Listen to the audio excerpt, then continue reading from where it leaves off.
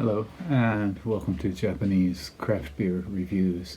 Today we will go to Belgium, one of the most wonderful beer countries in the world, and we're going to look at a beer from Duvel, Moortgat, which has become quite a large brewery in the world, and they started in 1871, so they've been going 151 years, and in fact the beer we'll look at today is their 150th anniversary beer. They currently are in their fourth generation of ownership of the brewery, and they have 11 breweries spread out around the world, 4 in Belgium, 3 in the US, 1 in the Czech Republic, 1 in Italy, and 1 in the UK. And they brew their golden ale with a yeast that comes from a Scottish strain that they obtained in 1918. And they perfected their first Duvel main beer, the Duvel beer, which is so famous around the world, in 1923. And it was initially called the Victory Ale after the end of World War I. And they became famous again for their development of the tulip glass, which they brought out in 1960. The rounded shape here, which enhances the flavor and the aroma of the beer. At the time, it was the largest glass. It had to be designed to hold 333 centiliters of beer, and there was no beer quite this big at the time. So beer glasses tended to be smaller. They have a number of beers. The most famous, of course, is Duvel, and then the one we'll look at today, which is this one, Duvel 6.66, and also a triple hop Citra beer and a triple hop Cashmere beer. Those are the 4 main ones. And they put out a number of other specialty beers. They have a barrel-aged one in Jamaican casks, 11%er they made in 2017. That would be wonderful to try. Duvel Distilled 2021, a distilled version of their beer, which spent 10 years in bourbon and sherry barrels, 40% whiskey, and they developed only about 13,000 bottles of that, so it's very limited. A celebration beer, and a whole variety of other beers. Their main one is Duvel, which you probably have seen on the shelves. And they have acquired a number of breweries, a number of craft beer breweries as well. Generally, when a larger brewery acquires a craft beer brewery, it kind of riles beer geeks, and people say, oh, this craft brewer has now gone corporate, and that sort of thing. When Duvel Moortgat buys somebody, nobody says a thing. They tend to let the brewers do their thing. They don't bother breweries that are making good beers. So for example, Ommegang, in fact, from the very get-go, they were involved with Duvel Moortgat, the famous Belgian-style ale producer in New York. Bernard, De Schoof, Liefmans, De Koninklijk, Boulevard in the U.S., and most notably Firestone Walker in California. So all of these are owned or managed by Duvel Moortgat. Okay. Well, shall we take a look at the beer for today? And that is this one. Again, it's called Duvel 6.66, and it is a blonde Belgian ale, pale, golden, or single. Very much just like the main flagship Duvel. And this was again made for their 150th anniversary, so last year.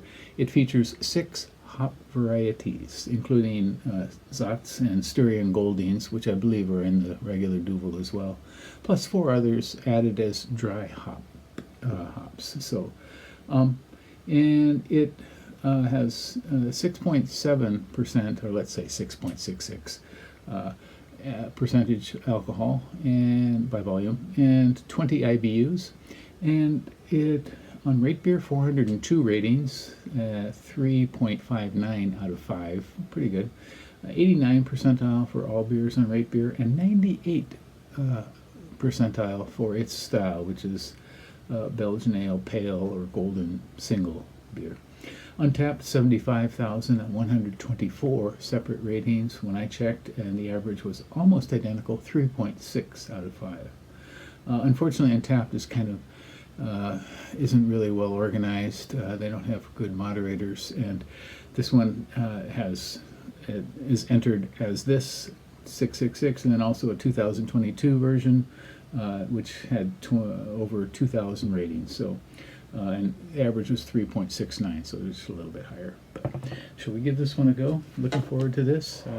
Didn't find it for quite a while after it came out, and then suddenly it appeared on the shelves. So. And I do have a dual glass, which I will use for it.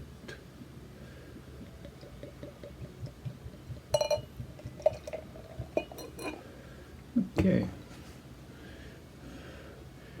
This is, oh boy, okay, quite a bit of carbonation hanging on the bottom here. Wondering how clean the glass was. In any case, it is a fairly clear golden blonde, but the bubbles, the carbonation, the massive carbonation is kind of making it cloudy. Okay, and about a finger of nice, clear, crisp foam. Okay, the aroma. Okay, some nice Belgian yeast, some esters. Very light stone fruitiness, maybe some stone fruit kind of blossoms, apple blossoms, something like that. Nice kind of creamy sort of smell.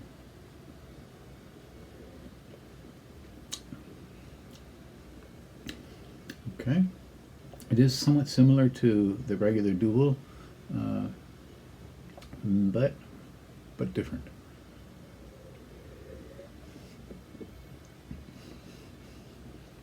It has the same basic sort of initial sweetness with a little hefty hit of hops in the mid palate. So it goes bitter right away, and then kind of moderates over the mid palate. And the fruit flavors really come out in the mid palate, and kind of fade away into the finish. This is a very pleasant beer, nice, fruity.